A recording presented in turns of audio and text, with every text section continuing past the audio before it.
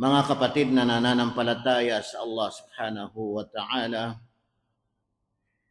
nandito tayo sa araw na kung saan ay umpisa ng taon ng Hijri. Bidayatul Amil Hijri. Ibig sabihin yung umpisa ng taon ng Hijri ay nandito tayo mga kapatid na nananampalataya sa Allah subhanahu wa ta'ala. Ibig sabihin ay pumasok na tayo sa bagong taon ng Hijri calendar o kaya Islamic calendar. Sa puntong ito mga kapatid na nananampalataya sa Allah, minsan ay nababanggit natin o naalaala natin ang Hijri o kaya ay ang Hijra. Ibig sabihin ay ang paglikas ni Propeta Muhammad sallallahu alaihi wasallam. Isang nakakapagbigay ng alaala, nakakadagdag ng pananampalataya, nakakapanatag ng kalooban, sapagkat kung titingnan natin mga kapatid na nananampalataya sa Allah, ang taon ng Islamic calendar ay talagang dito pa naman ibinasi sa paglikas o pag-evacuate ni Propeta Muhammad sallallahu alaihi wasallam. Pag-evacuate ng mga sahaba. Nandito yung mga maraming biyaya ng Allah subhanahu wa ta'ala. Nandito yung pananampalataya sa kaisahan ng Allah subhanahu wa ta'ala. Nandito yung katatagan ng paninindigan ng mga Muslim o kaya ay ng mga mananampalataya. Kung titingnan natin ay ang hijra, ang paglikas o ang pag-evacuate ay may dalawang klase. Hijra badaniya, pag-evacuate ng katawan o kaya ay physical na pag-evacuate. Pangalawa, hijra qalbiya, pag-evacuate ng puso. Anong ibig sabihin nito mga kapatid na nananampalataya sa Allah subhanahu wa ta'ala? Yung pag-evacuate ng katawan o kaya physical, yung mula sa isang lugar ng masama, lugar ng hindi maganda, patungo sa lugar ng mabuti o kaya ay upang maisagawa yung pananampalataya. Yun yung pag-evacuate ng, ibig sabihin, pag-evacuate ng katawan o kaya ay physical na pag-evacuate. Itong pag-evacuate ng puso, ang akala natin pag pinag-usapan ng pag-evacuate o kaya pag-hijra, ay ganun lang sa pag-evacuate ng katawan na lilipat ka mula sa isang lugar patungo sa isang lugar. Pero itong pag-evacuate ng puso, papansinin natin ang isang hadith ni Propeta Muhammad sallallahu alaihi wasallam para mas maliwanagan tayo mga kapatid na nananampalataya sa Allah. Unang-una na sinabi ni Propeta Muhammad sallallahu alaihi wasallam, sabi niya, al-muslimu man salim al-muslimuna min lisanihi wa yadihi. Wal muhajiru man hajara ma nahallahu anhu. Iniulat ni Al-Bukhari. Ibig sabihin nito mga kapatid, al-muslimu man salim al-muslimuna min lisanihi wa yadihi.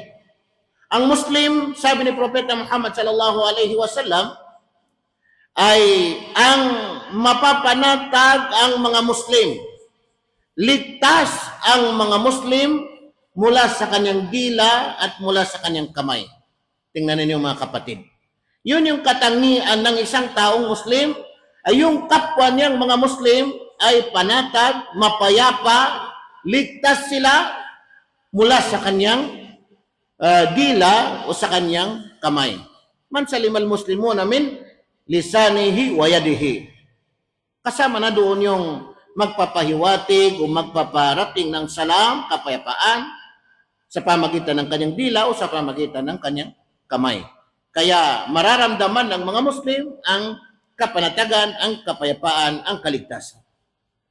Titingnan natin mga kapatid na nananampalataya sa Allah subhanahu wa ta'ala ang dalawang bagay na ito, ang dila at saka ang kamay. Bakit ito ang nabanggit ni Propeta Muhammad sallallahu alaihi wasallam? Nabanggit ito ni Propeta Muhammad ang dalawang ito sapagkat itong dalawa na ito yung nakakadulot. Nakakadulot talaga ng maraming bagay na hindi magaganda. Matindi ang dila at saka ang dalawang kamay. Hindi niya sinabi yung ilong kasi hindi makakadulot ng hindi maganda yung ilong. Yung tainga, yung mga mata hanggang titig lang. Pero ang sinabi ni Propeta, ang kanyang dila at ang kanyang kamay. Unang-una ay inuna ni Propeta Muhammad sallallahu alaihi wasallam banggitin ang dila. Kasi ang dila, nandito na ang daming maaring magawa ng dila. Pagsisinungaling sa dila, panlilibag sa dila, pagchisismis sa dila, pagwi-witness o pagsasaksi ng kabulaan ng kasinungalingan sa dila. Marami pang iba na nagagawa ng dila na hindi nagagawa ng ibang parte. Pagmumura, panginginsulto sa dila, nakakapagdulot ng maraming kapinsalaan o kaya hindi maganda. Pangalawa na binanggit ni Propeta Muhammad sallallahu alaihi wasallam ay ang kanyang kamay. Ang kamay.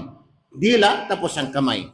Kasi yung kamay ang dami ding lumalabas o nagagawa ng kamay na hindi maganda. Nakakapagdulot ng mga hindi maganda o kapinsalaan. Pag nanakaw, kamay. Pag suntok, pananakit, kamay. Pagpatay, kamay. Marami pang iba na naidudulot o nagagawa ng mga kamay na hindi maganda, no? Pagsampal mo sa iyong kapwa, kamay. Lahat nagagawa ng mga kamay. Ang dami-dami. Kaya unang-una ang dila, pangalawa ay kamay. Na. Anong koneksyon niya sa paglikas o pag-evacuate o kaya tinatawag na hijra? Kasi nandito tayo sa mga araw na kung saan ay unang buwan ng ibig sabihin taon ng Hijri. Ibig sabihin ay Islamic calendar o Hijri calendar ang tinatawag na Muharram.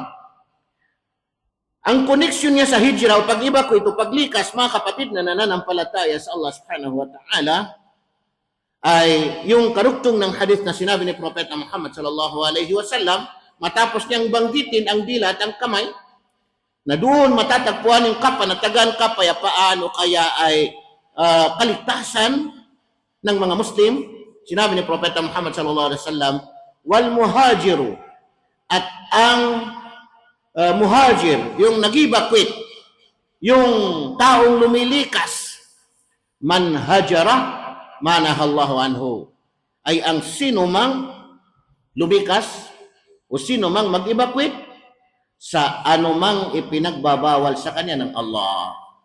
Tingnan ninyo mga kapatid na nananampalataya sa Allah. Koneksyon niya dito sa dila at saka sa kamay. Iwasan mo yung mga ipinagbabawal ng Allah. Kaya mong kontrolin ang iyong dila, hindi magsisinungaling, hindi manlilibat, hindi magchisismis, hindi magwi-witness ng kabulaanan, hindi manginginsulto, hindi magmumura. Magandang ibig sabihin pag-evacuate. Yun yung pag-evacuate ng puso. Makontrol mo ang iyong kamay, hindi manampal, hindi manuntok, hindi manakit. Magandang pag-evacuate. Na, tingnan ninyo. Ibig sabihin nito mga kapatid, yung dalawang klaseng pag-evacuate. Pag-evacuate ng katawan at pag-evacuate ng puso, mas matindi yung pag-evacuate ng puso, mga kapatid. Maraming tao na nag-evacuate mula sa lugar, patungo sa isang lugar, pero wala ring nagbabago sa kanyang ugali. Lumipat ng bahay, lumipat ng tirahan, lumipat ng baryo, lumipat ng siyudad, wala ring nabago. Wala ring nabago. Pero itong pag-evacuate ng puso, mga kapatid na nananampalataya sa Allah, makukontrol ang mga parte ng kanyang buong katawan kasi malinis ang kanyang puso. Napapanahon tayo ng ibig sabihin ay pag-evacuate. Kailangan natin baguhin ang ating mga sarili. Kung ano yung ugali natin. Yung ugali natin na nasanayan natin, madali magalit, madaling magmura, abusado, kung ano-ano, madaling manakit. Baguhin natin ang ating mga sarili, mga kapatid na nananampalataya sa Allah. Kasi kung hindi natin babaguhin ang ating mga sarili, sino pa ang magbabago sa ating mga sarili? Kung hindi natin babaguhin ang ating mga sarili, ang Allah mismo ay nagsabi, Inna Allah la yughayyiru ma biqaumin hatta yughayyiru ma bi anfusihim. Katotohanan ng Allah, hindi niya babaguhin ang kalagayan ng mga tao hanggang sa baguhin nila ang kanilang mga sarili. Ibig sabihin, maliban na lamang kung baguhin nila ang kanilang ibig sabihin ay mga sarili. Parang ganon din, kung hindi natin i-develop ang ating mga sarili, sino pa ang magde-develop nito, mga kapatid? Yung nakita natin na resulta ng pag-evacuate, mga kapatid, na nananampalataya sa Allah, dito lumitaw yung katotohanan at dito lumitaw yung hindi katotohanan o kaya ay kabulaanan.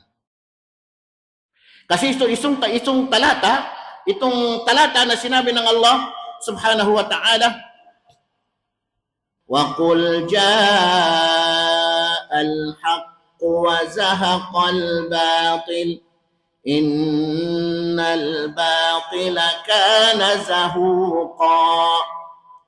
At sabihin mo, O Muhammad, pinasasabi ng Allah subhanahu wa ta'ala, inutusan ng Allah subhanahu wa ta'ala si Propeta Muhammad sallallahu alaihi wasallam. At sabihin mo, O Muhammad, waqul jaa al-haq, dumating na ang katotohanan. Jaa al-haq wa zahaqa al-batil, at naglaho na ang kabulaanan. Naglaho na ang kabulaanan. Ibig sabihin nito, mga kapatid na nananampalataya sa Allah, kung makikita natin nang matapos ng pag-evacuate ni Propeta Muhammad at ang mga sahaba doon sa Madina, at ibig sabihin, bumalik si Propeta sa Makkah, at doon na yung panahon na dumating sa Makkah at ang dami-daming mga ribulto. Doon sa Kaaba, 360 na mga ribulto, mga kapatid na nananampalataya sa Allah subhanahu wa ta'ala, at yun ang pinaghahampas ni Propeta Muhammad sallallahu alaihi wasallam, at binibigkas ni Propeta itong talata, Ja'al haqq wa zahaqal batil innal batila kana zahuqa. Dumating, sabi ni Propeta, ang katotohanan, wa zahaqal batil, at naglaho na ang kabulaanan o hindi katotohanan. Innal batila kana zahuqa, katotohanan na ang kabulaanan o hindi katotohanan. Innal batila kana zahuqa, ay lagi nang naglalaho. Lagi nang naglalaho. Ibig sabihin, lagi nang nawawala. Hindi mananaig ang kabulaanan o kaya ay ang hindi katotohanan. Kasi nakikita man natin sa ngayon, ang katotohanan ay masyadong natatakpan, masyadong naapakan, masyadong naitatago, masyadong nawawala. At maraming mga taong umaasa. Pero sa bandang huli ay lilitaw din ang katotohanan. Kasi sabi ng Allah, Ja'al haq. Alam natin ang kasaysayan sa panahon ni Propeta Muhammad sallallahu alaihi wasallam, kaya pinaghahampas ni Propeta yung mga ribulto, 360 na mga ribulto kasama niyang mga sahaba. Ja'al haq wa zahaqal batil. Dumating na ang katotohanan at naglaho na ang kabulaanan. Innal batila kana zahuqa. Katotohanan na ang kabulaanan ay laging naglalaho. Ibig sabihin, laging nawawala. Mga kapatid na nananampalataya sa Allah subhanahu wa ta'ala, bigyan natin ng halaga ang kasaysayan ng pag-evacuate ni Propeta Muhammad sallallahu alaihi wasallam mula Makkah patungong Madina. At ang kanyang pagbalik sa Makkah, katotohanan na ang kabulaanan ay laging naglalaho. Ibig sabihin ay hindi mananatili ang kabulaanan, kasi sa bandang huli ay mangingibabaw pa rin ang katotohanan. Kaya dapat ay lagi nating piliin ang katotohanan sa ating pamumuhay dito sa mundo. Aqulu qawli hadha wa astaghfirullah li wa lakum.